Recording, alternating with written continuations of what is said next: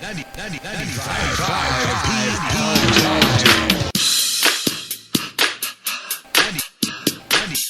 best of ACS.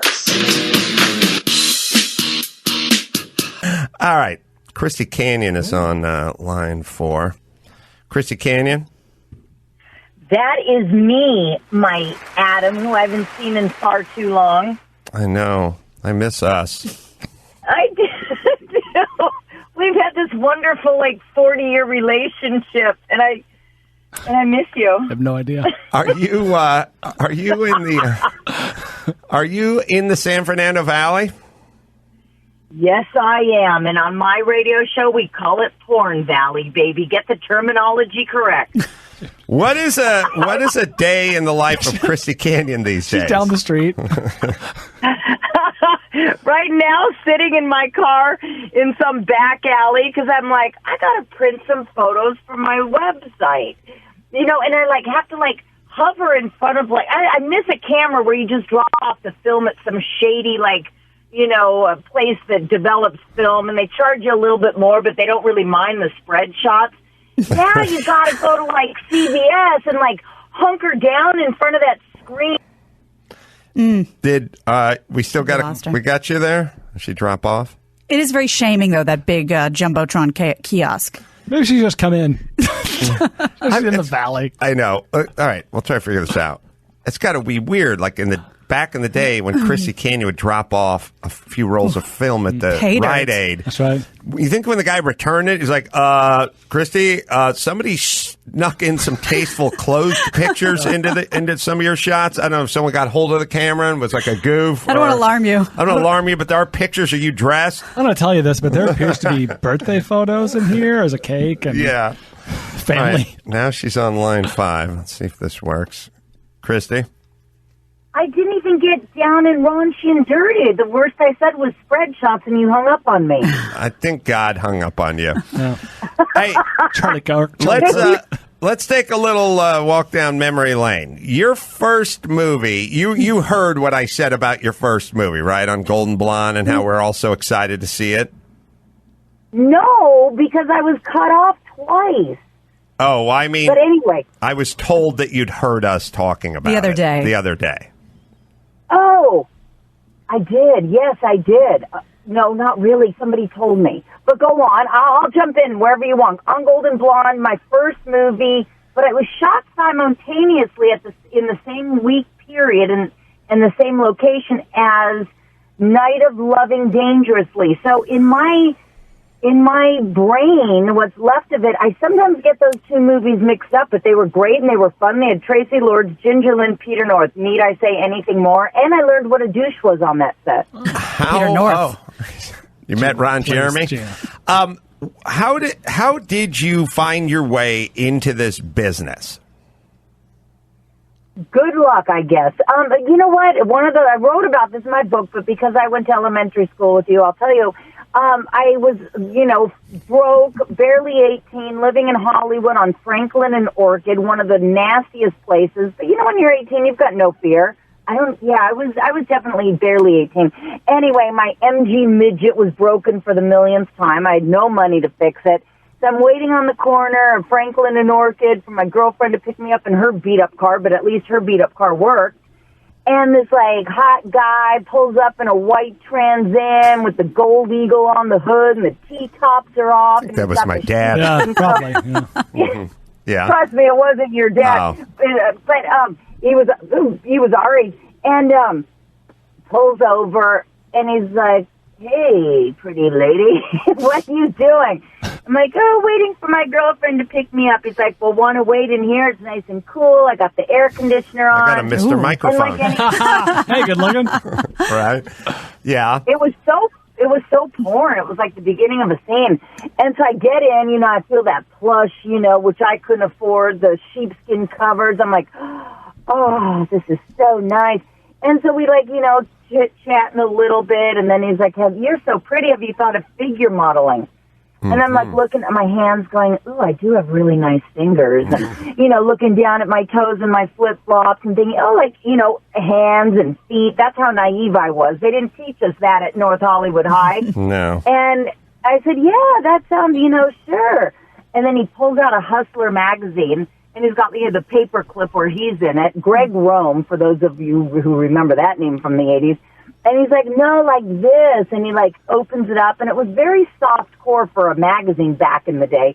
Like The Member. I don't know what I could say on your show, but say whatever you want. Say whatever you want. His Johnson was 3 inches from Lisa DeLeo's mouth, and she, the head's thrown back, and I'm like, oh my God, this is that thing that they call porn, this isn't me. I was raised in a nice area. And, but he gave me the agent's card, and I tucked it away thinking, oh, I could never do that. Meanwhile, I have no money, working 2 jobs, not talking to my family. And one night, a month later, I called the agency at 2 in the morning after coming back from 7 Seas, if you remember that club. Yeah. And remember that? I loved it. Eddie Nash Club. And I called, and there was a machine, of course, they work 24 hours. And I left my name and number. And then next thing I know, he calls me the next morning. I go in, and the rest is adult history, baby. Christy Canyon. Was there a decision from doing magazines and doing photo stuff to actually doing filmed intercourse? Did you have to sort of stop and go, how much, or do I want to go down this road, or did you just transition right through that intersection? You know what? I was kind of in a weird way, and I hold no grudges because I loved my agent back then, but I was kind of set up. I look back on the issue, because I was doing magazines, totally happy, a couple hardcore magazines, big deals, nothing I wasn't doing for free in the bathroom at 7 Seas anyway. And then I get to a set one day, and the agent said, oh, it's a loop. And I'm like, okay, fine. And all of a sudden and it was Billy Idol's house. He owned it after this. So he must have owned it in the 90s. Gorgeous house in the Hollywood Hills. They never skimped on location fees, that's for sure. And I pull up in my VW Scirocco, and there's camera crews. And I'm thinking, oh, this doesn't look like a magazine layout. But I'm like, okay, Christy, you could do it. And I get up there, and sure enough, it's what they call a loop, which was a scene. Now they call it gonzo pretty much without, the choking and spitting on. But it was just a sex scene with no real dialogue. And, it was just sex. But it was beautiful sex with Ron Jeremy. And I get in there, and I'm like, so where do we shoot the magazine layout? And they're like, magazine layout? We're shooting film. And I said, no, Jim said it was a loop. And they're like, that's what we call this. It's a 20-minute vignette, and we put it on a cassette, VHS, with 3 other loops. And, it's kind of just, that's what it is. But don't worry, you don't have to learn any dialogue or anything. Just your problems are solved. And I think easier said than done. I mean, I wasn't a virgin, but a camera like this, I knew that this was going to be the tipping point, where you can't go back. But yet I stayed. I didn't have to. No one had a gun to my head. I could have left, but I stayed, and I wasn't crazy about it. I mean, I was scared. If you see that film, Loop, Swedish Erotica 57, I swear it looks like someone must have had a shotgun to my head. I looked like the doe in the headlights. Poor Ron Jeremy was working double time to get me off, and it didn't work. My heart aches but for no, him. Banging an 18-and-a-half-year-old Christy Canyon and getting paid. That's rough. One more take. I was like, I got one more shoot, the On Golden Blonde and Night of Loving Danger. So I'm going to do that, and then I'm going to go back to magazines. Then I get on that set, though, and it was like, you know what? This is fun. These people are good looking. I loved it. And it was just, that was the beginning of the beginning. I mean, I'm glad I stayed and didn't bolt because it worked out good for me 35 years later. So Swedish Erotica 57 is technically your first adult film, not on Golden Blonde. Correct. Actual intercourse, yes. Did you have, obviously you had no feelings about the internet and this stuff living forever. Have you thought about it? Have you made peace with it?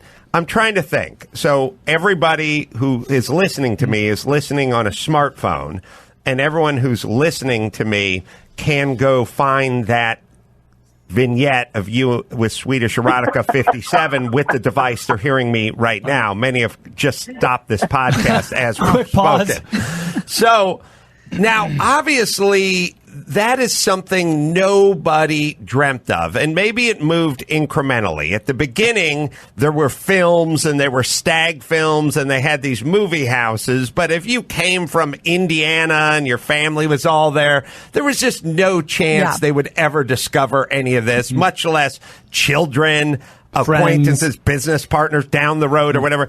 Everything is accessible now, and it'll be there long after we're all gone. Is that good? Is it bad? Have you made your peace with it? There was an initial anger, and then that turned into something else, or where are you at with that? It's not good or bad. It's totally indifferent to me. I mean, I haven't made a film in 20 years. I've been on Radio 15. First it was Playboy, now it's Vivid Radio on Sirius XM. You know what? Lost her. Wonder if she's like. I wonder what is seems like our phone things are so tough. We took 4 calls last show. That's never. We never. No. Hold on a second. Our phone calls when people call into our show are always good. Somehow, when I'm interviewing somebody, it's tough. Like Garrigus can be tough sometimes. Like when we line up calls for just, hey, I want to ask Adam how we invented the word hymen. Those are always fine. Somehow, when I'm interested, it's really when I'm interested. That's how we gauge it. Okay, you're looking at it wrong. The callers never get more than 30 seconds before you put them on hold because they remind you of another rant. You know what, Brian? When you're right, you're right. And it takes a big man, a huge man, a big podcaster. All right, we'll see if we can get Christy back on. This notion that it's now everywhere all the time and forever, and you don't get paid for it. And you didn't know that going into it. Oh, going in to do that loop with Ron Jeremy, it's like would a that double life. pay $80? For a video or a film you assume would be lost to history. Yeah. Right. Christy? Okay. Sorry. I don't know why. I'm not moving. I don't know why it's hung up 3 times, but I'm back. No, it wasn't $80, little missy. I got paid a whopping $400. You're still living off that then, right? It took one look at her. And let me tell you, when you're 18 and you got $3 to your name and you're working 80 hours a week for $400, that was a fortune. Okay, back to the question before it hung up. I don't care that my stuff is out there. Is it ideal? No, I'm indifferent to it, though.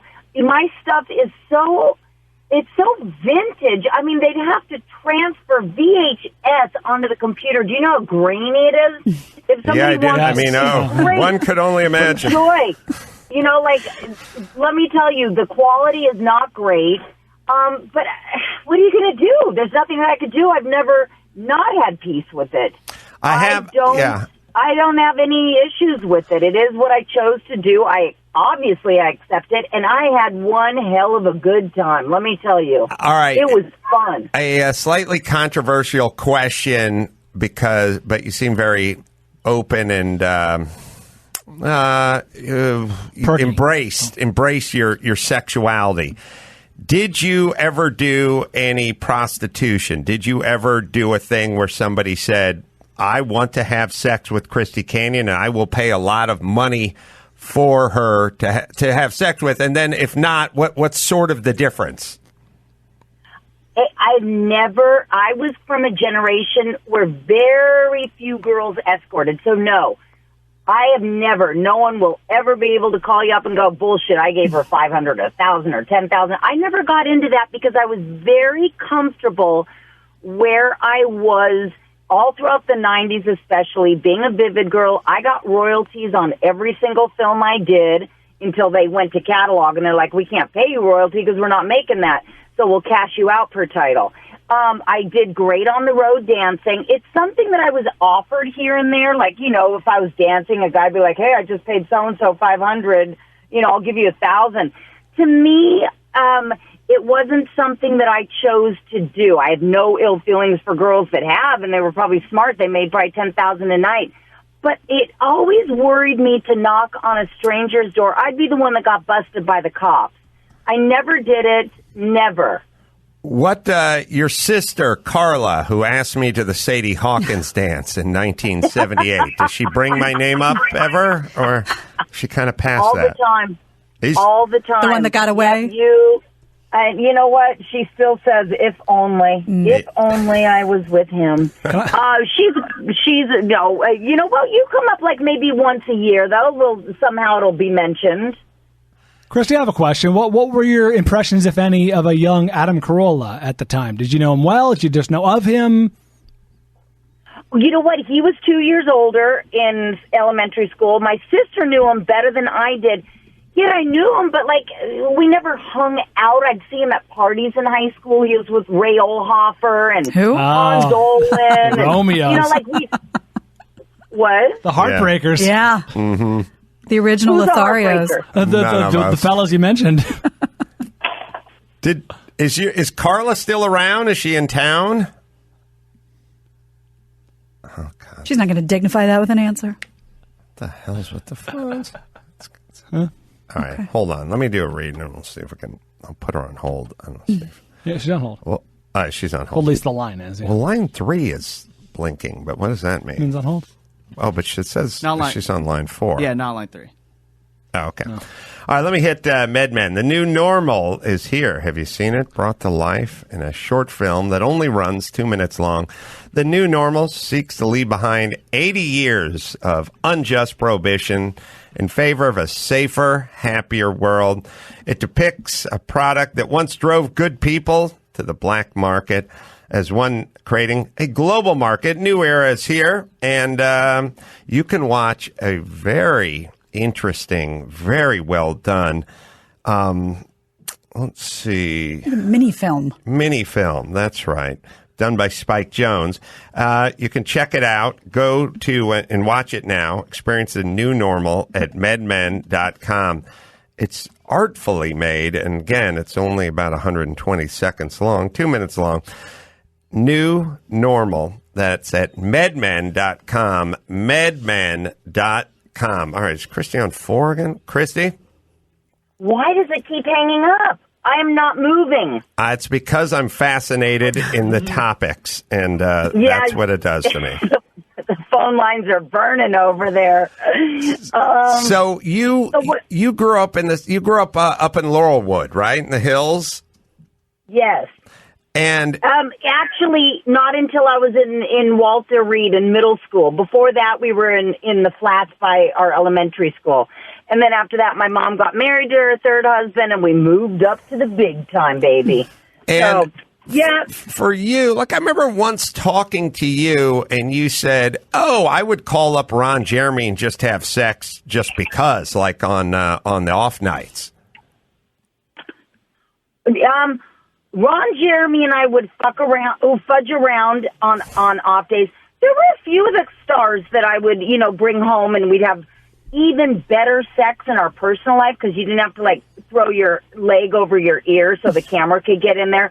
You know what I mean? Like, there's definitely a difference. Right. You don't have to open up for the camera. And you know what? In my personal life, I don't have to wear high heels in bed. I could, but I don't have to. Would you ever have relationships with any of those guys? No. God, no. No. But you would have you'd have freebie sex off camera. Absolutely. About a half a dozen, were going in the 80s, and then, the new crop came in the 90s when I came back after 4 years. And it was just fun. It was just this fun, free, loving group of people. Did you find that after being with a professional that it was a little boring? The game had slowed down a little when you would be with a non-professional? Not at all. No, not at all. It's, and to be honest with you, and I say this on my Vivid show, my radio show, I like the average size guy, if you know what I mean, down below in the midsection. I like the average 5 to 7. The porn dicks are amazing, and they're great for a scene or for a night, but not something that you'd want every day, for me at least. Yeah, me neither. I like an average-sized guy. They're fun, though. They're great. But no, being on film never jaded me in my personal life at all. Although no one could top a Peter Northload. I'll give Peter that. No one could come near that. That God was bless like him. unbelievable. Did you, when you took your 4 years off, why did you take your 4 years off, and then why did you return after the 4 years? You know, when I got in the business when I was 18, I worked every day for 8.5 months. Like, maybe I had a day off. I mean, I was working double time. It was like, sometimes I literally would. I'd work in the morning for one company and then later on that night work for another, because it was the onset of VHS tape. And they couldn't get enough girls to do these films because, you know, I mean, no, it wasn't, you know, glamorous or considered cool back in the 80s, and it was slightly illegal. And so there was so much work that I was working every day, whether it was a box cover shoot or a film or a wraparound footage or a magazine layout or blah, blah, blah, that finally after like 8.5 months, I was exhausted. I was exhausted from so much sex. And I think I had a boyfriend, and, you know, I want you to quit, blah, blah, blah, you know. And then I started working for my dad. My boyfriend and I, of course, we, you know, split up. And I never quit because I didn't like the business. I quit because I just needed to kind of, like, get my head together, too. Like, at the time, I wasn't talking to my family, and I got myself in therapy. I called my dad after, like, a year of not talking to him. We reconnected. I was going to therapy like 4 times a week because I thought, I'm not going to be one of those, you know, those victims out there. And, oh, ruin my life, blah, blah, blah. But I never disliked the business. I just, for my dad, worked for him for 4 years. And then one day I was like, God, I miss making films. Wouldn't it be funny if I made a comeback? And I made some calls to companies, and they're like, oh, my God, we'll take you, blah, blah, and you sign a contract, and you get royalties, and everyone still loves you, your tape sells so well, and da-da. And then I went to Vivid and became a Vivid girl for the next 10 years and had the time of my life. Last question for you.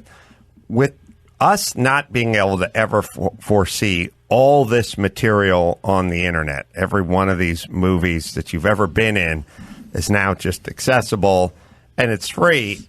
Is there any thought to or attempt to get some, I mean, there's music versions of this, royalties, catalogs, getting paid, essentially saying you can't take this material, throw it up on your website, profit off it, and not cut us in. Is something going on in that department? Some girls they got a union together. Mm-hmm. But it's the Wild West out there. You can't...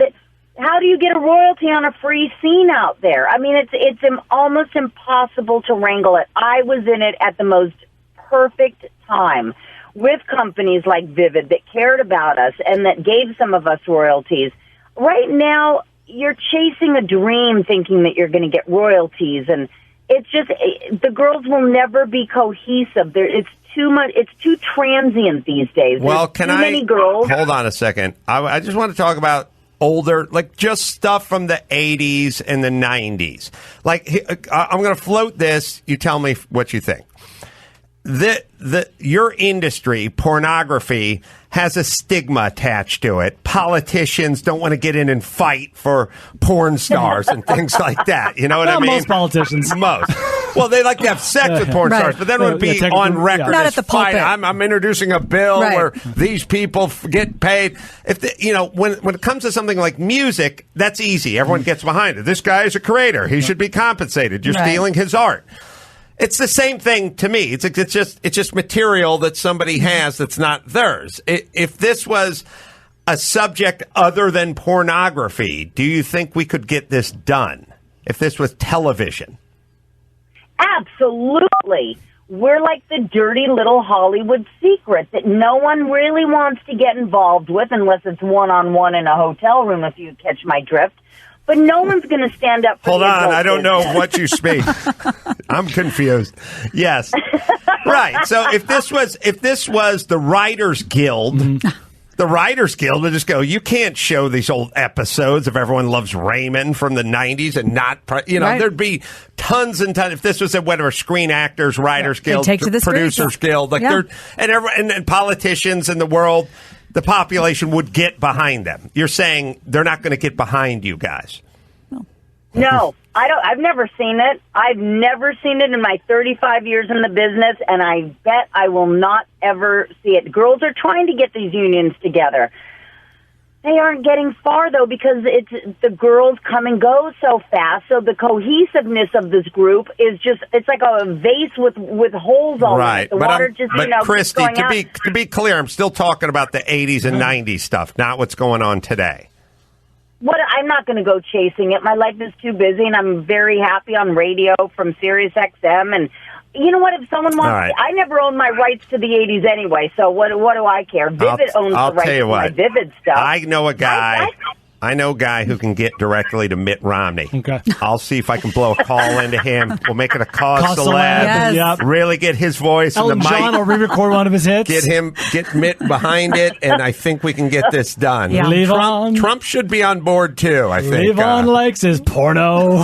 Yeah, I don't mean to be like Debbie Downer or Doomsday, but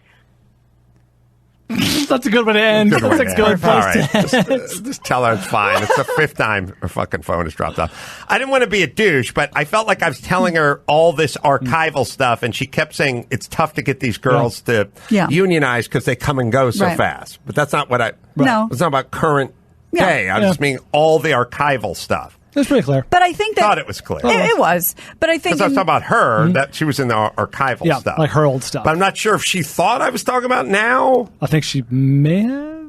All right. Let's see. All right. in a lot of ways, she sounds like you, though. She said, I'm whatever, get my life in a different direction because I don't want to be a victim. Oh, who has time to chase down royalties? I'm too busy with, being successful right now. Good for her. I like all that stuff, and I like the non-victim mentality. And if you want to check out her radio show, the Christy Canyon Show, every day on Sirius XM, Vivid Radio Show, and Sirius XM Vivid Radio Show every day. Yeah, ChristyCanyon.com is where you go. All right. Feel good to check that box? Mm-hmm. You know what I mean. Yeah. You know what I mean. But you're right. I'm right. This stuff... I agree. If this was the writers' union or guild or directors' guild, they'd just be going after it and they'd be marching, and then politicians and everything else, right? Yeah. No one wants to touch this one. No, absolutely not. And the people who do have the rights, like Vivid or whoever, or if the rights are not out there, this stuff gets uploaded freely, I would imagine, to any number of websites. So who's going to do the legwork? All I'm saying is there's many instances of art being sort of ripped off and monetized, and many instances of those people then being compensated with class action lawsuits, and the Congress gets involved and everything else. It's so funny that everything's exactly the same, but the subject is different. There's no real difference between the intellectual property for a sitcom or porno or music. It's just something somebody created a long time ago. Somebody else is now profiting off it. So the people who created in the past need to be compensated for that. But because the subject matter is so screwed up, they don't want to politicians don't want to get near it. Pay your fair share, you porn. All right. Autumn. Hello. How long you been in the industry? Oh, hey. Hey. In the ball pulling industry. Mike says that's funny. Autumn from Portland. You want to be the ball puller on Saturday night? We are having trouble. It's definitely us. Yeah. That's never happened before. All right. No, it's gone. I say let her do it. Just show up, Autumn. Yeah. No, there's no one there. I don't know. We get a lot of like the internet's down. I think that internet. Remember I was telling you guys the best job in the world, veterinarian? Because you go, look, it's going to be about $13K, maybe $17K to do the skin graft. We'll see if we can get the cancer, but we never know. No promises. No promises. Okay. We'll try our best. Yeah. That's all we can do. That's all we can do. Please pay first. I feel like the version of that is internet. No. That's internet. Like you can't really yell at anyone or point any fingers because you just go, the internet's down. It's real spotty. Like that's act of God. Like there's no one person you can talk to anybody about the internet about. All right, we'll try to make this quick. Autumn. Hello. Hi, guys. Hi, Guy. Pulling balls Saturday night late show. Yes, I would love to do that. All right. You're in because the internet is out. Thank you. Congrats. Give out your phone number quick. Hi, Tina. Hi, Autumn. Come up on Nice stage. to talk to you in real life. Be a delight. We'll have fun with that. I'm right here in She's the gonna be same great. room. The same room. All right, that is Portland. 2 shows Friday, 2 shows Saturday. I think the 2 early shows, as so often the case, are sold out. There may be some tickets left to the late shows, so you guys can come out. And Late say show's hi. always better. Yeah, this it's coming up this Friday, this Saturday. Also, the Canyon, by the way, not the Canyon Club, the Canyon, Montclair, Pasadena, Gore Hills. That'll be playing the following weekend, July 26, 27, 28. And we'll figure that one out. Adam Ray will be with me as well. I'm just doing one show a night. I'm not getting on an airplane. Should be fine. All right, let's see. Well, it's a little redundant booking today. Charlie Kirk is here. Oh, Christy we talk Canyon, more about Charlie this? Kirk. We will take ourselves a break. Max Pat, did we find Prager in his congressional testimony? He's not gone up yet. Really? There's just been one guy talking this entire time. What's he doing? Wow. Someone's filibustering. Yeah. He's, Mr. Smith style. He's been called in front of Congress to talk about like censorship and what's going on the internet and all this PragerU stuff. Two of you, we can't keep you out of D.C. You know, it's funny. You hear about douchebags like in Hollywood, and you just go, I can't believe that guy would say this or do that or tell him I won't do it's that kind of thing where it's like, I don't know. You hear these stories about like there's one actor and he's short, and then they go, would you like to be paired with this other actor? And that guy goes, no, that guy's tall. You have to find someone who's shorter than me. And you go, Jesus Christ. It's a bit diva-ish. We're doing this movie. I didn't even answer, but we're with this email. But we're doing this movie, No Safe Spaces. We're done with the movie, but at the last second, Dennis Prager got called up to speak in front of Congress. I spoke in front of Congress, and it's in the movie. The producers of the movie sent me an email and said, Dennis is speaking in front of Congress. And I said, oh, are you going to put that in the movie? Like you're going to reopen the movie and shoot it and then at a late in the game put it in? Especially and the guy wrote back, is that okay with you? And I thought, I don't even know why you're asking. Steal my thunder. Why might not be okay? Well, because there are people douchebags in Hollywood that go, no, I want to be the only one who's in front of Congress in this movie. Right. It's You a could do the billing. sequel. I want my name first in the billing and stuff. There's more of that than you would anticipate in this town, and he is a producer for 30 years, so he is used to finding people that are douchebags and pissed off, and I didn't say it was okay, and blah, blah, blah, blah, blah. All right, let's take ourselves a quick break. Charlie Kirk is here. He's conservative, and he's young. Dylan is conservative, and he's young, and we're going to bring up... Huh? Dylan is not conservative. He's liberal. Oh, sorry. I screwed that up. He's liberal and he's young. I knew I had one of those. So we picked out 3 topics. I told Dylan, because I thought he'd be at a little disadvantage here. You pick out 3 subjects that you feel comfortable with, and you take the liberal side. Charlie will take the conservative side, and we'll see what light we can shed on that after this.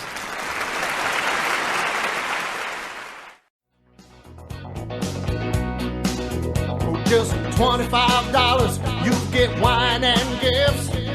Ace's favorite stuff or products from ACS. Every single month, you get the drink you choose. It's hard to beat cool stuff and booze. Adam's Monthly Nut. Adam's Monthly Nut. You heard Dick. It's time for the 3rd month of Adam's Monthly Nut. This month's shipment includes a bottle of Vinnie's Pure Vitamin Ultra Salt Hangover Cure. 4 sample bags of Country Archer Jerky, including original, turkey, mango habanero, and teriyaki. An Olga Cha-Cha-Cha Blue Apron. And of course, a bottle of your choice. This $60 value is yours for only $25. Sign up for 1 month or keep the shipments coming. So prep your mail's box and get ready for Adam's Monthly Nut. Hurry, we will sell out. And now, Alcoa presents Definitely Not a Jew on the Adam Carolla Show. Dateline, Wood County, Ohio.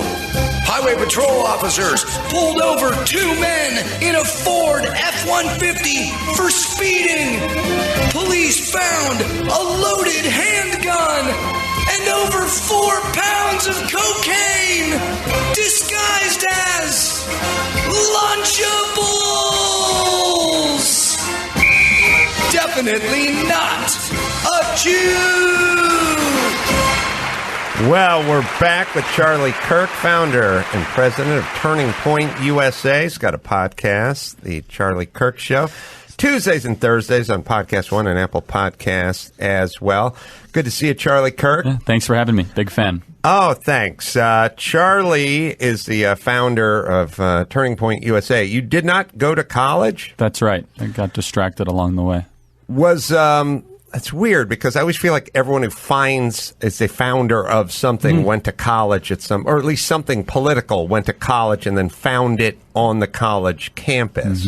So how did your path work? It's an unusual one. My whole lifelong kind of ambition was I wanted to go to West Point.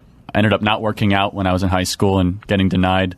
Ended up being the best thing that ever happened to me. And I kind of turned to my parents and I said, I want to take 6 months off before entering college to start an organization to try to save our generation from what I thought it was going in the wrong direction. And it's been a long 6 months, as I like to say. It's been 7 years. Learned a lot, and it's really now grown to 1,400 high school and college campuses across the country. And I guess the great irony of it, Adam, is you can start a college organization without actually going to college. So that's...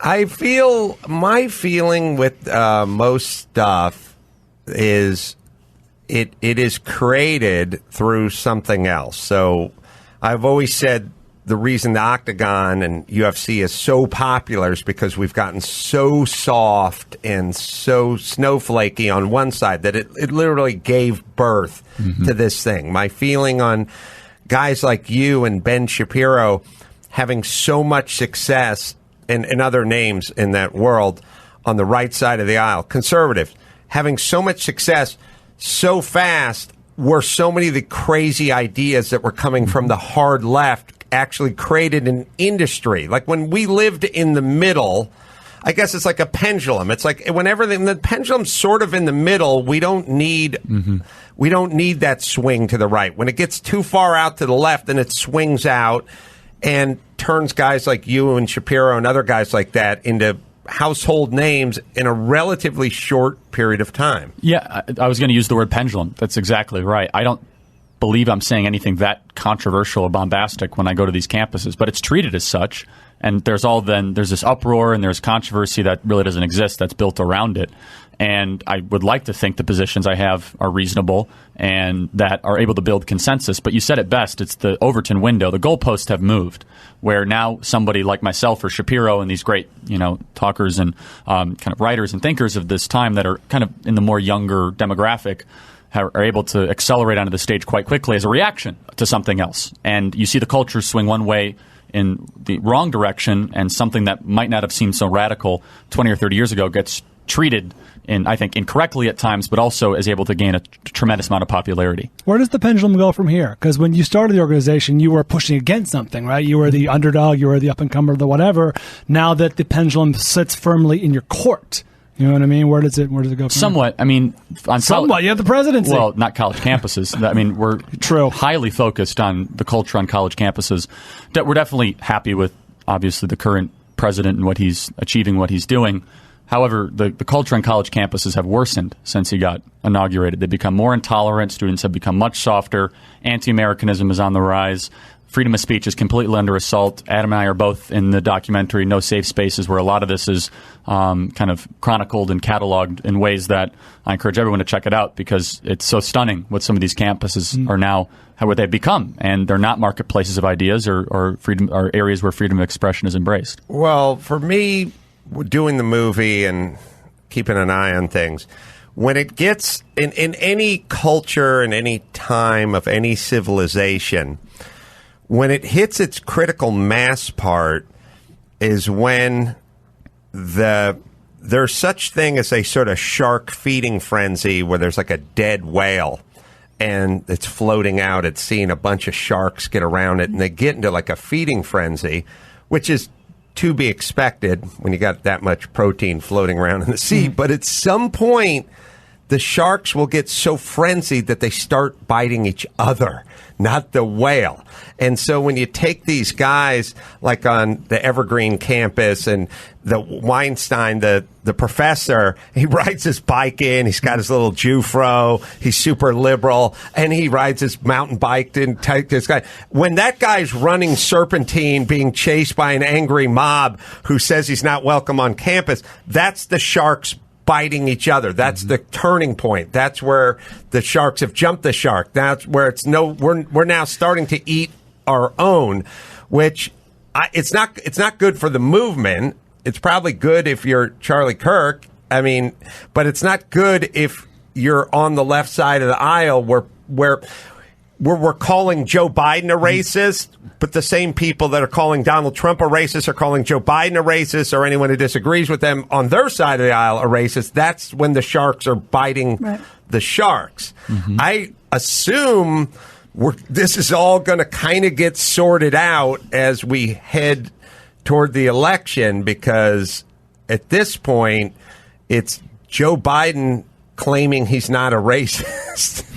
Joe Biden. Yeah, I don't see it self-correcting before the election. I think it's only going to be exacerbated. But it'll have to. Something will have to come out of the other side at some point. Yeah, and where that voice of reason will stand up and start to at least push back a little bit. I mean, the opposite of what Donald Trump does is not always the correct thing for a leftist position. I think that's a reasonable position to have.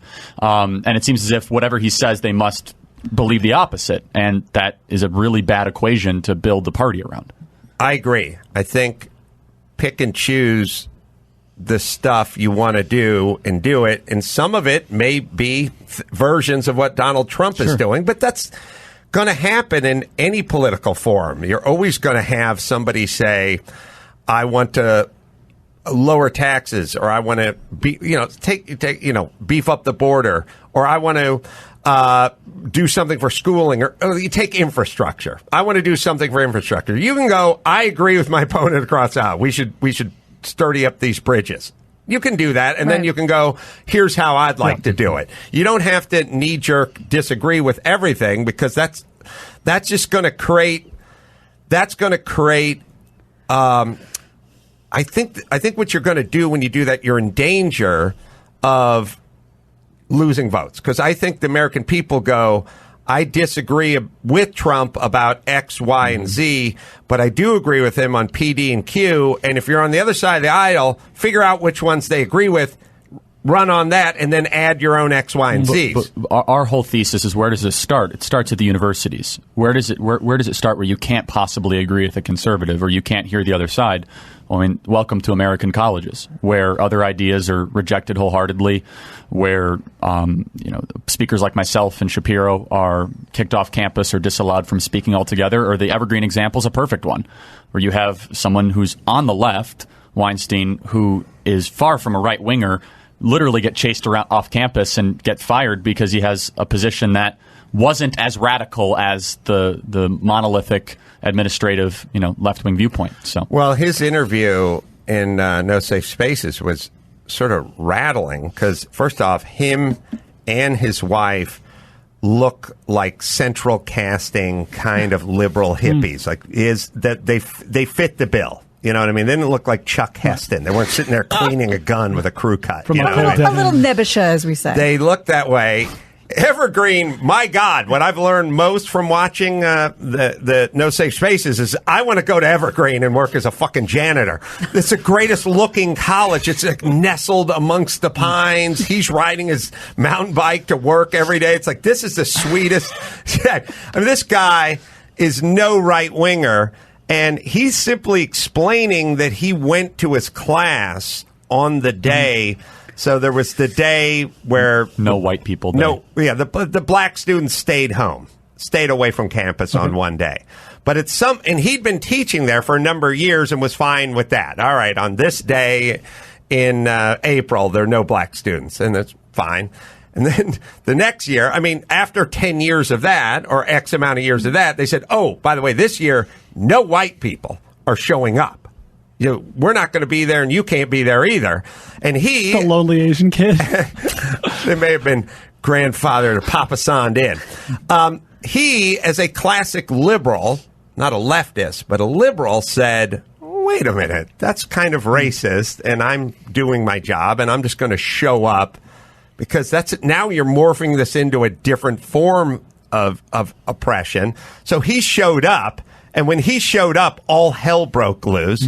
And the next thing you know, he was basically barricaded in his class and essentially running for his life. And the next day, he was showing up. People were following him, and the cops were saying, we can't help you. Get out of there. It's a little bit crazy when you think of what started the whole thing. This wasn't... I get the part where the white cop unloads the clip on the black teen who didn't have a gun on him, and the community's going, this is a liberal college, and a liberal professor been there for a number of years, simply showing up to teach on a day. And for that, he physically was in danger. It's a crazy, and again, that's jumping the shark. And I would argue it's hurting the cause. Whatever the cause is, it's not helping the cause. Cannibalizing it. And you're taking one of your own who is squarely in your corner for all history. This guy's been a bleeding heart liberal for 40 years, and now you pushed him out of your group. That's it. That's exactly it. That's actually something, Charlie, I was wondering about sort of your community, because I've been saying this for a long time, and I know Adam has, and I've been agreeing as well, that there's something wrong with the left that is now deciding, you ally, you're not our ally anymore. Get out of here. You're not with us anymore. People who are trying to support, people are trying to be there and, support other people. I'm wondering on sort of that other side, is that an issue? Is it picking and choosing allies? Not as much. I mean, I think we can say we've done anything but that. I mean, I'll go around on a college campus speaking tour with Dave Rubin, and Dave's great. He calls himself a liberal. I don't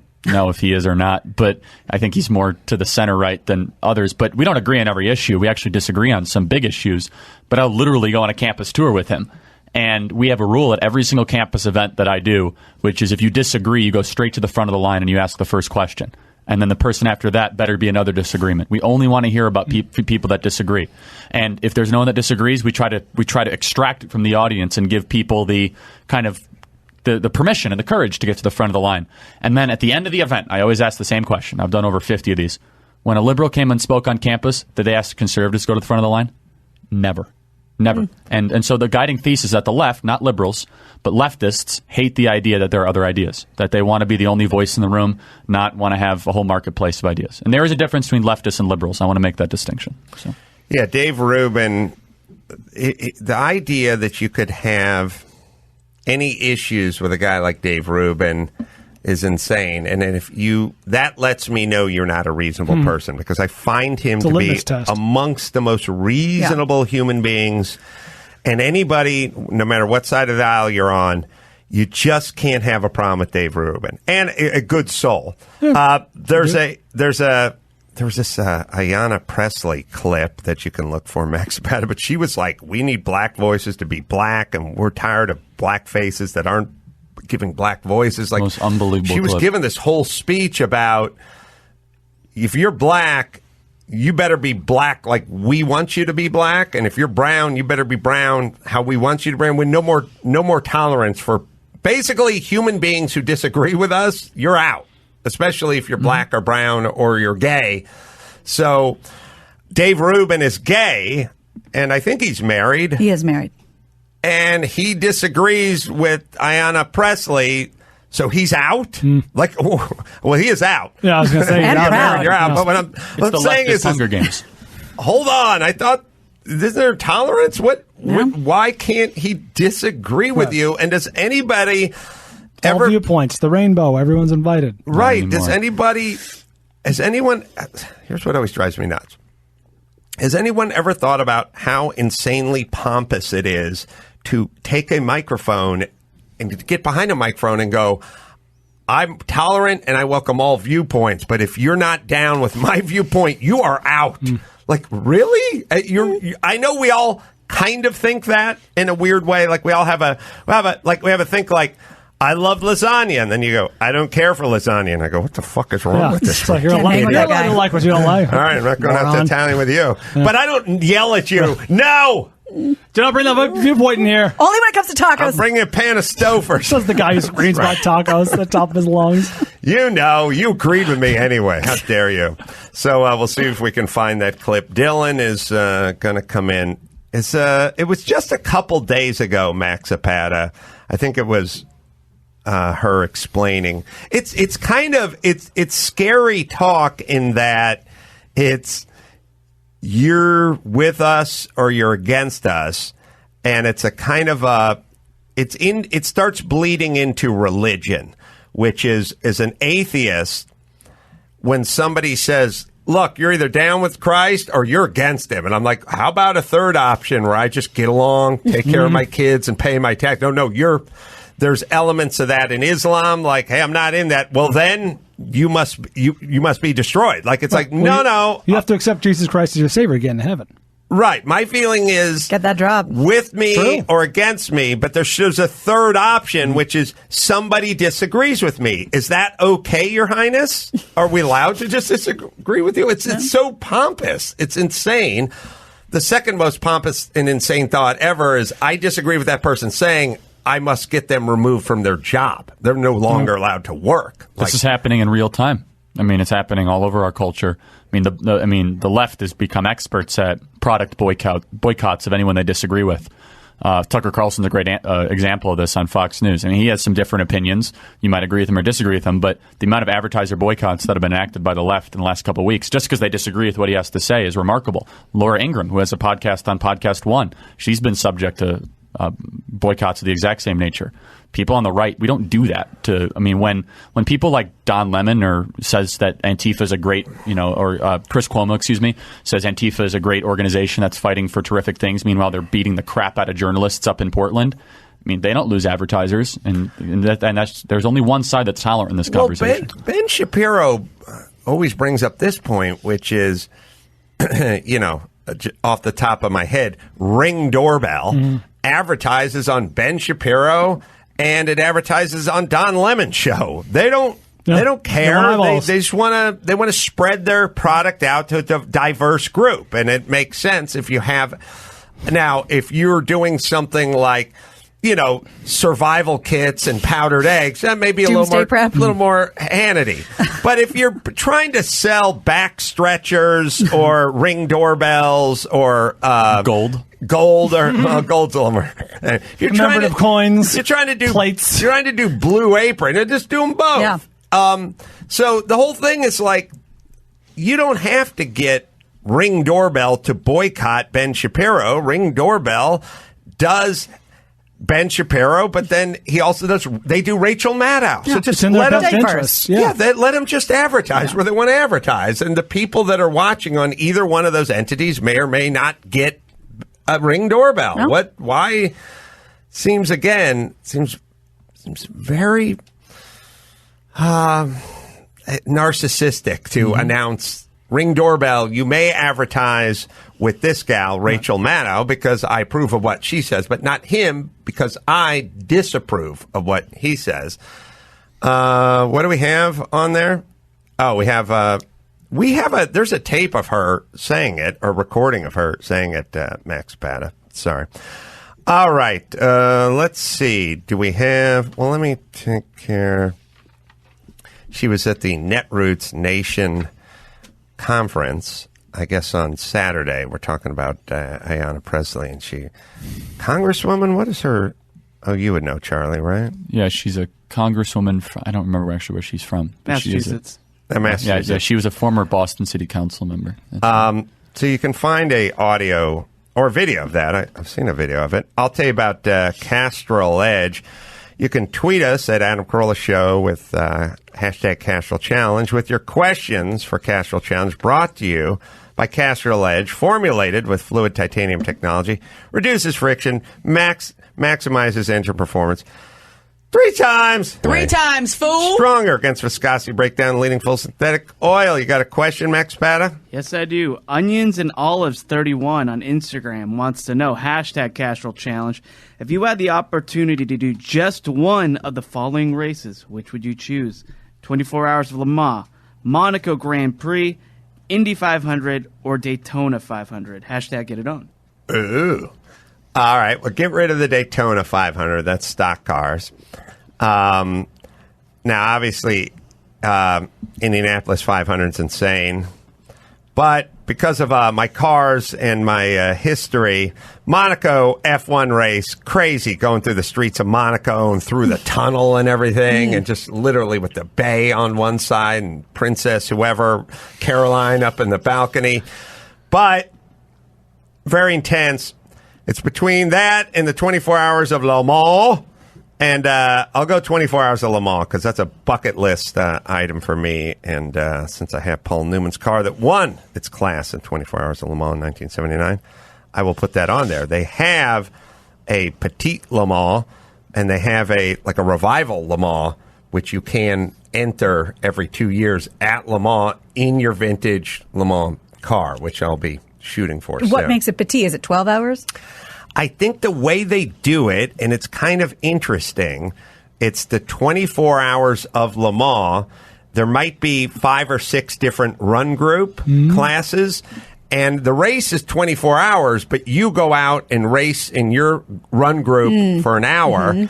Then you come back and the other 4 or 5 groups run, and then you get back in your car 5 hours later and do another hour. Well rested and refreshed. Right. So it takes place over the course of 24 hours, but you don't have to run for 24 hours straight, which is tough on you. It's tough on the machinery. Yeah. And some of these cars are worth $50 million, so they don't want to break them as much. Take it easy. You have the Ayanna Presley clip, which is talking about being brown.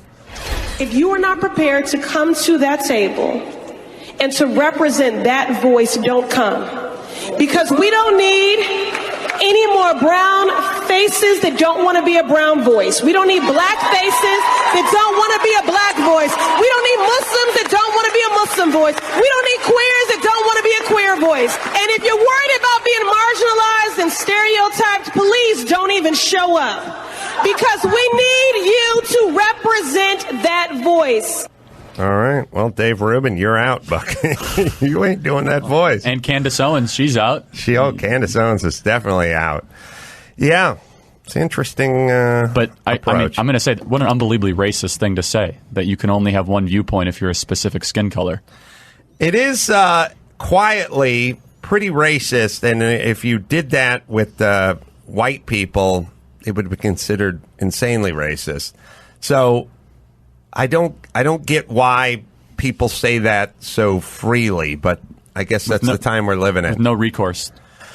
Well, it is interesting that many of the concepts of racism are racist. Like when you're calling somebody a racist because you're calling a black guy basically not black because he doesn't think like you think. That's a pretty racist statement to say. To say Candace Owens is not a real black person. It's kind of it's at least closed-minded, I would say. It's totally, the textbook definition of racism is prejudice or discrimination based on the color of somebody's skin or their racial heritage.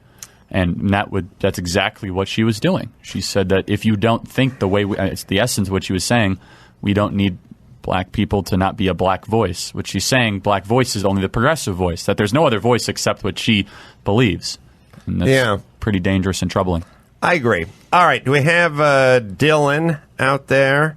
We have our topics: abortion, gun control, and energy. Those are the topics I told Dylan to pick. That's good. Charlie... A little harder. Charlie probably does a lot of this for a living, so I told Dylan... Should we take a break or just go right into it?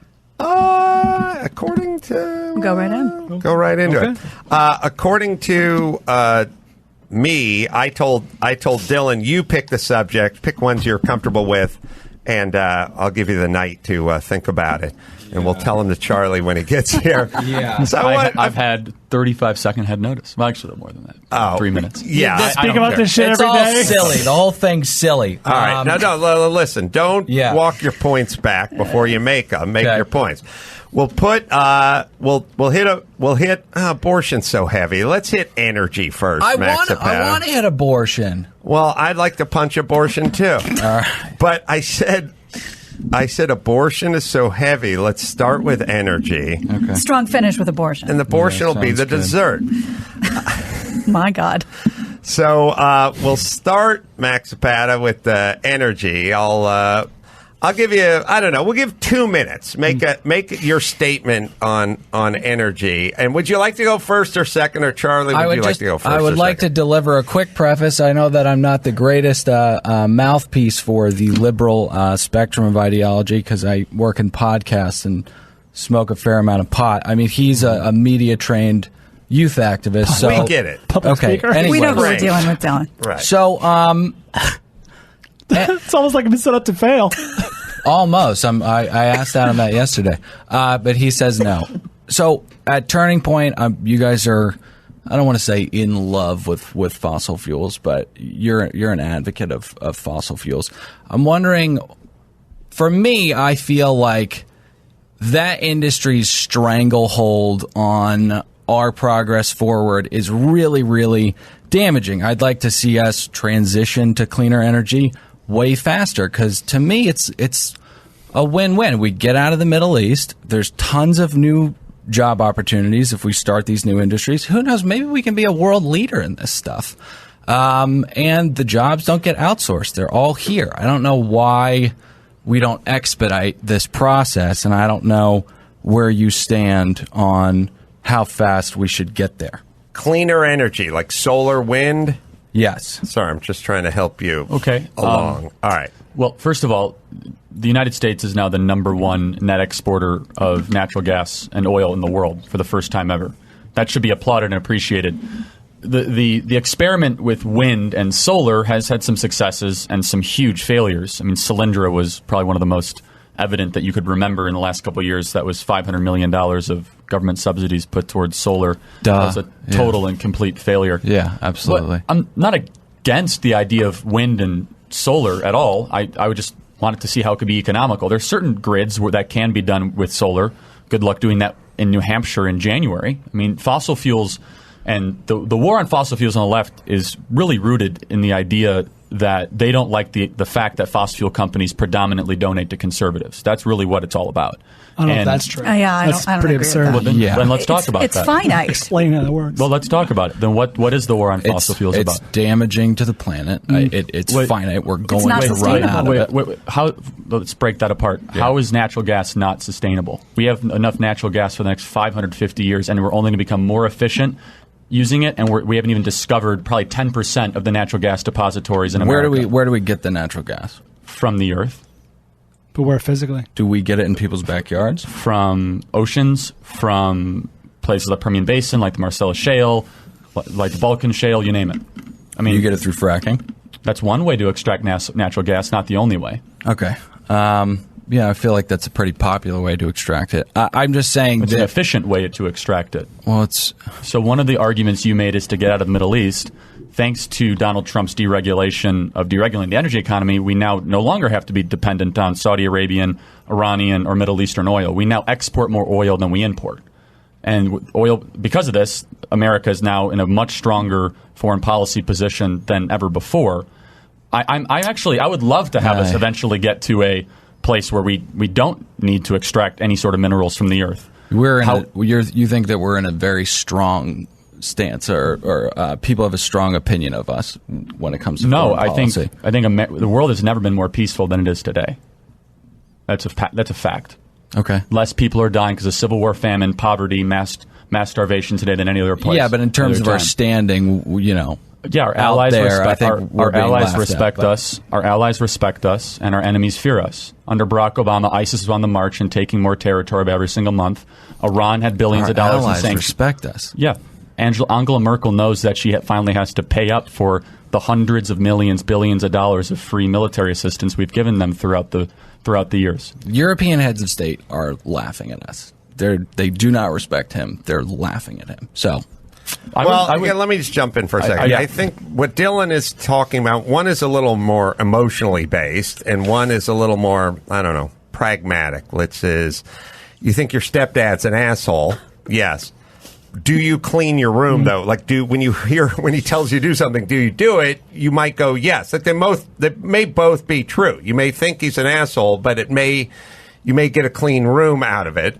I think what Dylan is saying is the rest of the world is laughing at Trump, and what Charlie is saying is, yeah, but they're listening to him, or they're not doing what he wants to do. Is that what you're saying? A collection of failed European leaders like Macron, who can't even control Parisians from rioting in the street every other day, or Angela Merkel, who's executed a complete takeover of Europe and has unsuccessfully assimilated 1 million Middle Eastern refugees into her country. They might be laughing at him, but their countries are a mess.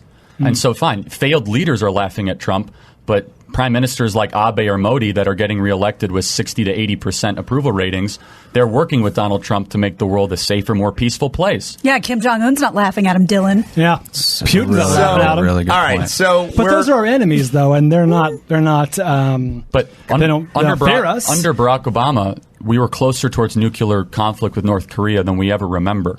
The stock market dropped 450 points 30 days before the end of Barack Obama's presidency because North Korea was testing missiles every 25 days. Now we're closer to conversations and ending the Korean War today than ever before.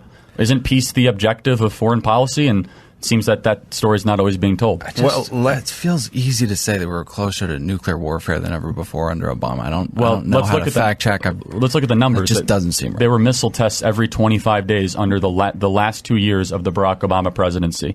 There has not been the same type of missile test since the Singapore summit when President Trump sat down with Kim Jong-un. Have they lived up to every part of the deal? Yeah. No.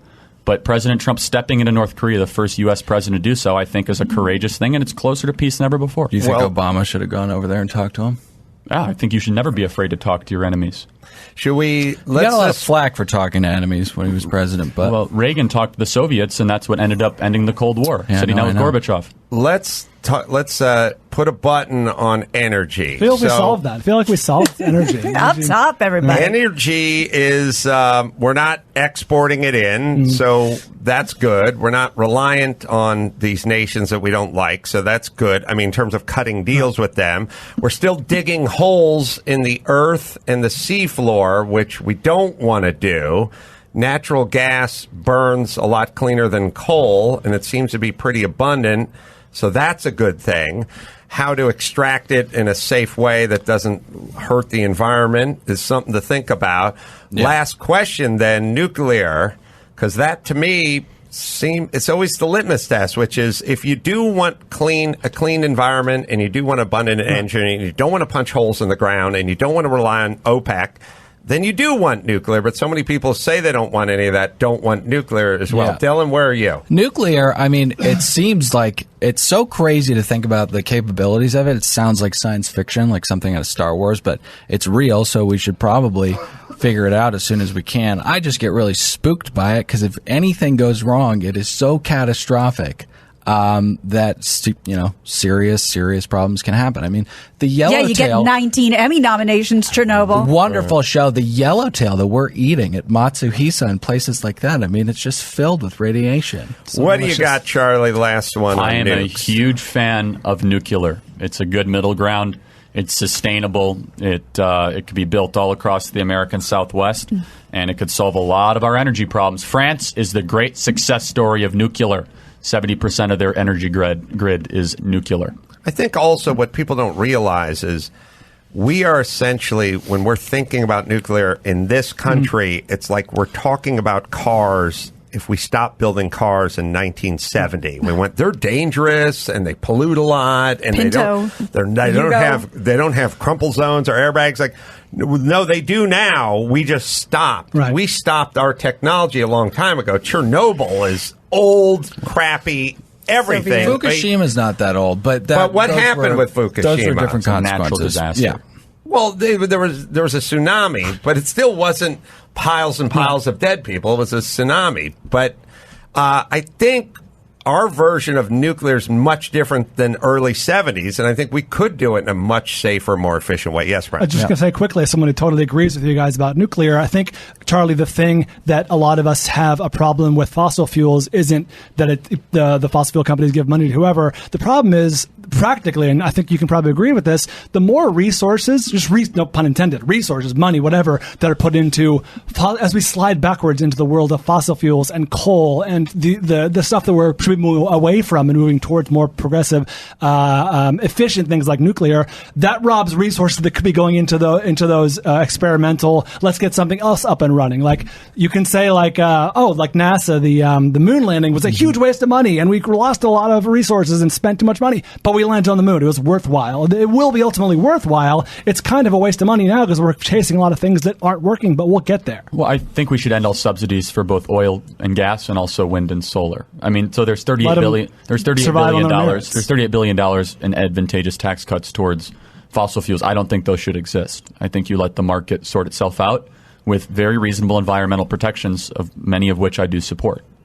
And natural gas, I feel like natural gas gets dumped in with shale and coal and stuff like that. It's really a separate bracket. It's separate and it's cleaner, right? Way cleaner. And we have more natural gas than any other discoverable natural gas. Again, it could change at any time. I've always said the problem with natural gas has the word gas in it. Yeah, and that rubs many people Fat the work. wrong way. Fat work, no nukes. All right, now on to Let's solve something else. gun control. Oh, great. All right. You want to go first or second, Dylan? Let's see. I'll go first. Go first. You know, I get why people like guns, and I get very frustrated with my party for talking crazy because it alienates a lot of people and it pisses me off. My dad's a Vietnam vet. He loves his guns. I like shooting guns. I mean, it's fun as hell. But I do not understand why we cannot pass universal background checks. I do not get why that isn't common sense law. Sure, I don't want to put words in your mouth, but you probably disagree with universal background checks. I mean, there is the Brady bill that was passed in the 80s that was supposed to do this. I don't necessarily, in like principle, I don't disagree that much. I come from Illinois and they have really strict gun laws, way too strict, I think. But I don't necessarily disagree with a firearm owner identification card, which they have in Illinois. In other states that are super red, criticize me when I say this. Again, I believe that when you start talking about certain restrictions on firearms, I think that conversation starts to hit up against a wall. I don't believe in automatic machine guns. Those were outlawed in the mid-1930s because of the automatic weapons ban. But if you're talking about firearm owners having to go through some form of a check to who they sell for, that is the law in certain states. Yeah. It's the interpretation of some federal law. I don't find that much disagreement there. There's a lot of minutia that could be back and forth. I had to go through background checks when I bought my firearms in Illinois, and I have plenty.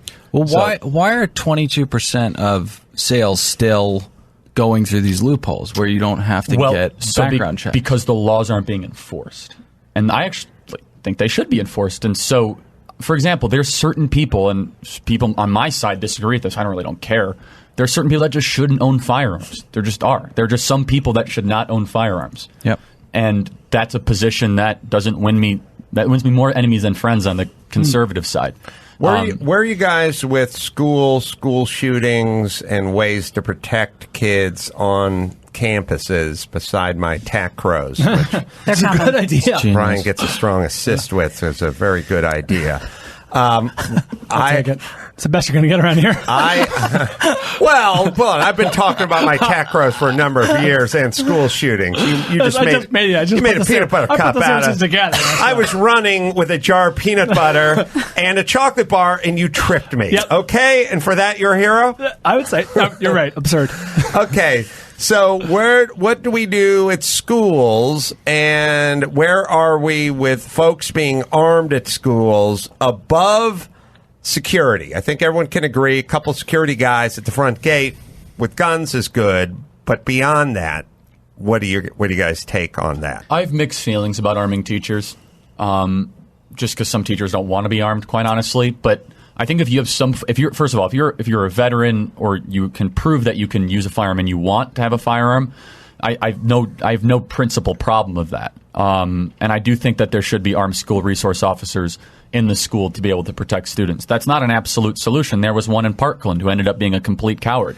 Well, I got to jump in here. Everybody really realize when you say, like, well, if we had this guy, then that wouldn't happen. Oh, no, there's a whole bunch of variables between the shit going down and the 47-year-old guy who's morbidly obese throwing himself in the harm's way of bullets. He can stand outside of that hallway and just wait for backup in perpetuity. You guys are 100% right. There's also the logic problem of if you arm 10 teachers, arm as many as you want. The logic problem is that almost 100% of the shooters who go into the schools expect to die. Then they do. I'm going to die. I don't think it's that. It's how.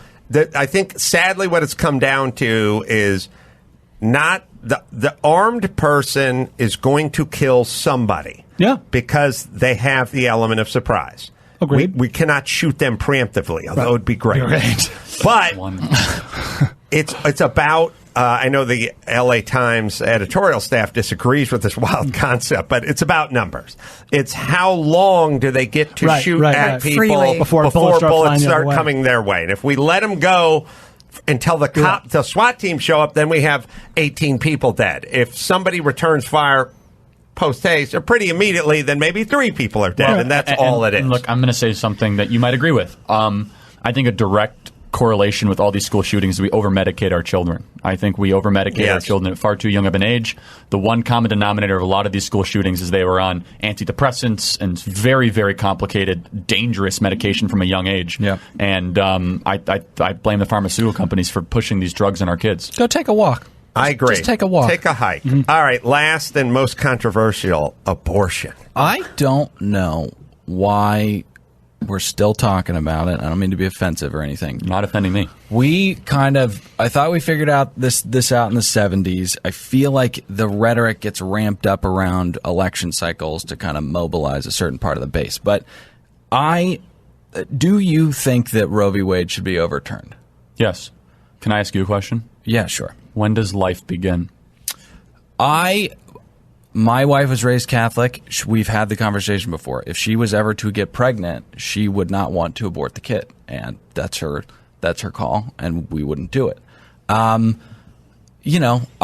can see where people come down on both sides. I completely get that you think that it begins, right when the egg gets fertilized. I completely understand that. I also think that, the Republican ideology and the Democrat ideology kind of flips here because Republicans think that freedom of choice kind of works things out, except for this specific issue where I don't know if you're for making it federally illegal, but you guys do want to kind of regulate people's choice here, whereas Democrats Why do you think we want to do that? Because you think that it's murder. Well, one second. I just want to clear something up. Dylan, can you tell us what your take is on when life begins? I'm not sure. You ever thought about it? Yeah, I mean, it is a tough question. I'm just saying, have it?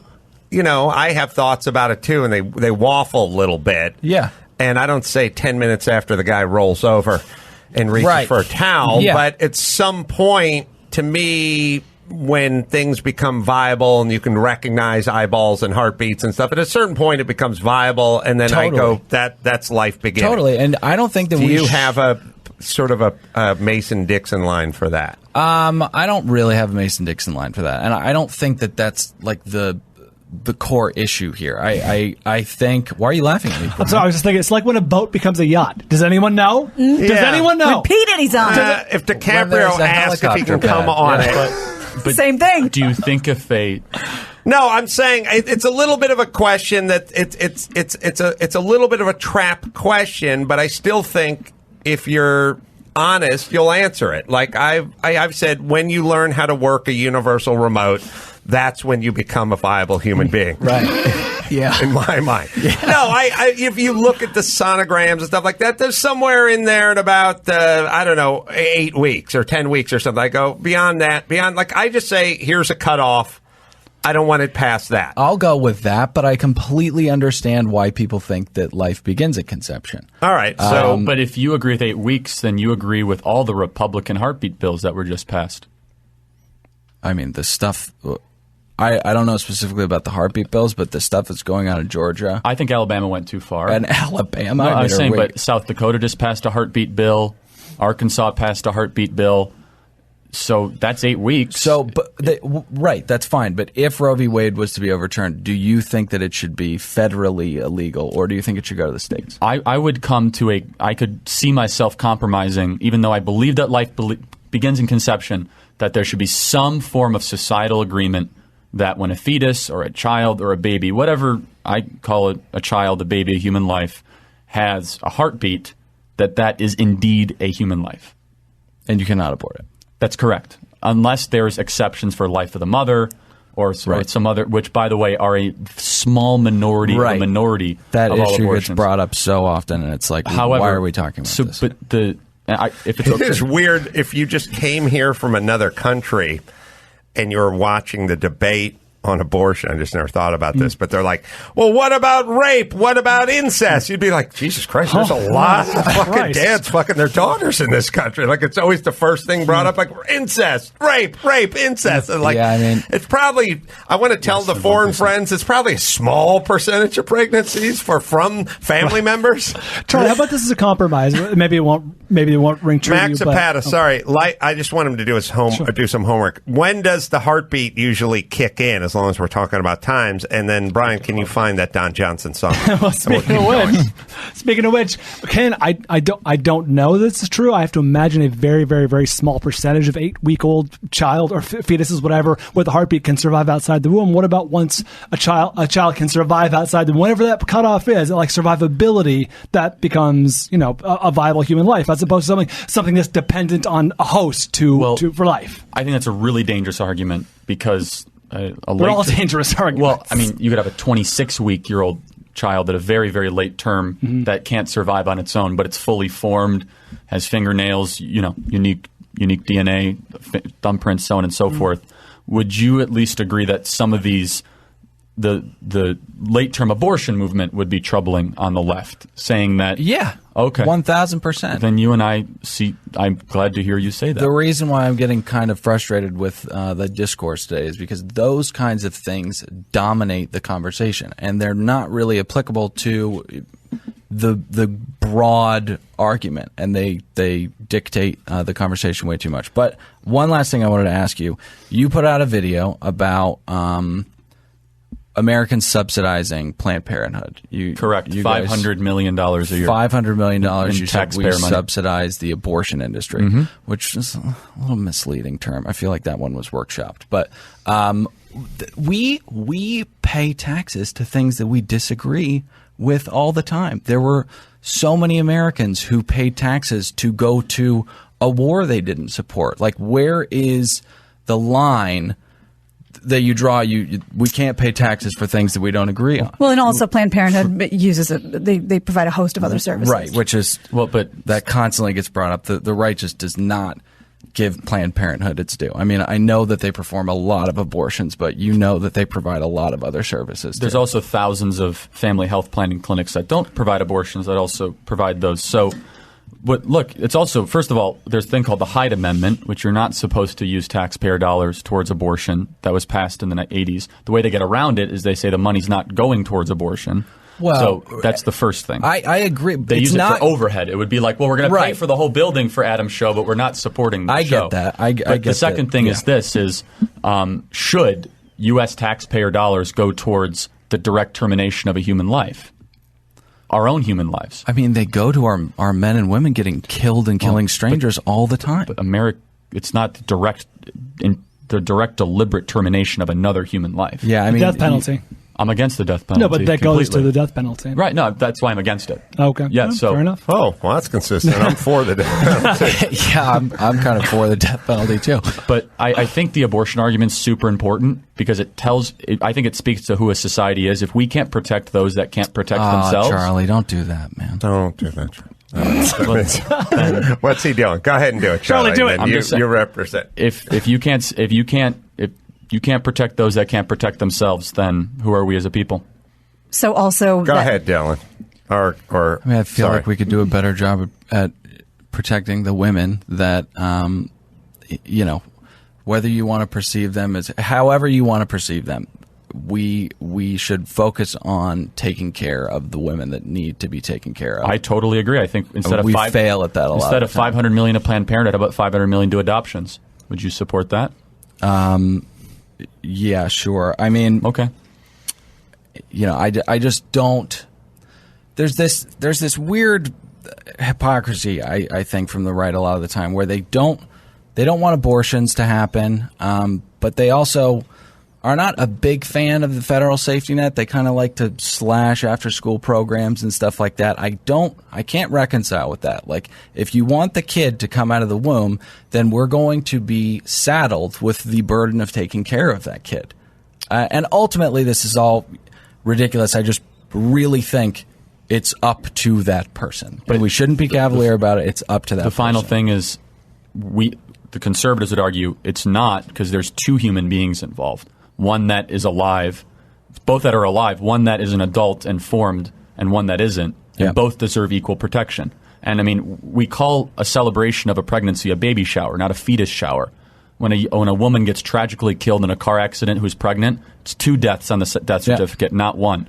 Double homicide. These laws are already reflected in the unspoken parts of our culture, and yet when a woman might celebrate a pregnancy through a baby shower, how is everyone celebrating that as a baby, and then afterwards you can go to Planned Parenthood and terminate that? Life is not a subjective thing. They're celebrating that woman's preparedness and future to adequately raise that child. But then why do they call it a baby shower then? It sounds good. Fetus shower is very nasty. But if the same woman has a miscarriage, which I've seen and dealt with among friends multiple times, a lot of times that is not, and none that I can think of, is that mourned in a way of I lost my baby, depending on how far along there. If it's a chemical miscarriage, if it's whatever around the 2-month mark or whatever, it's disappointing. It's sad, but it's not my baby died. Well, it depends. If you talk to a really strong Catholic, they would disagree with that. So that's my other question. How much is this? What's a chemical miscarriage? I don't know exactly what but. It's a fragile state early on. It's early on. You might not know why you're bleeding. It might be. They call it a chemical miscarriage? That's what it was. That's how it was described to me. Where the hell no? How much of this is faith-based? Well, personally, quite a lot. On a policy level, I try to argue everything through a secular lens. I don't think anyone should try to make public policy arguments based on their own religious bias. And so everything I've been trying to do is try to make rational arguments that would be and you have agreeable. Yeah. I guess the final thing I'll say is this: is I think we should at least come to an agreement that we should have less abortions. The abortion rate in New York City is outpacing the birth rate. Abortion is now used as a form of birth control. And I don't think that's a good thing. I just don't. It's also I agree with our ex-president who was a fan of the Lolita Express, Bill Clinton. What did he say? Safe, rare, and cheap, not cheap, but inexpensive or something like that. Or accessible, safe, normal, safe, rare. Right. Rare. I mean, basically, rare yes. It's something. It's something we can all agree there could be less of, and both sides would be happy. My feeling on the whole abortion thing is everyone should be against it in terms of, it's like I always say, look, you have a daughter. Mm-hmm. Would you like her to have an abortion? You go, no. So you go, okay. Well, then but if she wanted an abortion, would you like it to be safe and fair or safe and legal or whatever? And it's like, yes. There is way too much finger pointing and name calling in this argument because good job, assholes. I think we were fine. Brian. No, it's kind of insane that there's this much around this thing. It's one of the few. It's one of the few things that both sides agree on. They don't really agree on how to achieve it, but they sort of agree that it's bad. I think both. I think if you took everyone on the right and everyone on the left and go, would you like less abortion? They would all go yes. Right. Which is not. Look, you wouldn't say, look, pull everyone out on the right and ask them, would you like taxes raised? And they wouldn't go, well, honestly, yes. Like, they wouldn't do that. They go, no, I don't care if nobody's listening. Like, there's not too many subjects where both sides would universally agree on, would you like less of this? Yeah, sure. And this is there. And with that in mind, it would seem like it'd be easier to arrive at some place in the middle, considering. Now, see, you take something like the borders and you take something like immigration and you go, okay, the right wants the borders closed down and wants everything regulated. The left says they want the borders regulated and safe this and all that, and security and everything, but I'm not so sure that's what they actually want. That's my opinion on that. So I don't think you could take those two subjects and get the same answer in a quiet room where you got the guy drunk and you went, what did you really want? I don't know that you would get that same answer on immigration. You would get that answer on abortion, and you certainly wouldn't get it on taxes, and you probably wouldn't get it on regulation. You probably wouldn't get it on foreign policy. It's actually, or energy. It's one of the few subjects, or guns. It's one of the few subjects that you would get the same answer on. You might get a different modality, but you'd get the same answer. This is what I'm saying. Like, I do think that there are a lot of liberals who probably are advocates of stricter border control. I don't think that that's crazy. There are these factions on Twitter that are so loud, and we're taking their opinions, and they get to define what the blue color or the red color, and it's nuts. I think there are a lot of people in the middle who are like, yeah, all right. I But want the what I'm border saying thing is, solved. what I'm saying is, if you took a guy who was the team captain for the Republicans and you put him in one room, and you took the folks probably transitioning team captain of the we don't know Z, we don't know what to call it, but it's transitioning. But we talked to that person, and you said to those two people, what do you think about abortion? Would you like less abortion? If you had a magic wand, less abortion in this nation, they'd both go, yes. If you ask them about immigration, I don't know that you'd get the same answer. Not the middle. The middle's always pretty good. I'm just saying the far reach. Is that a fair statement?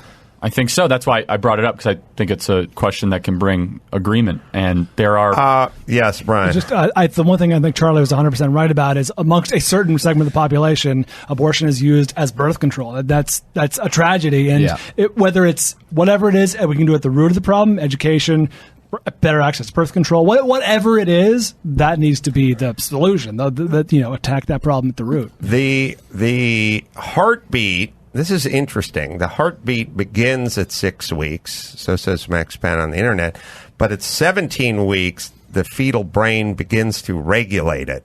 So there are bookends, and I guess we'd argue about what the week number is before.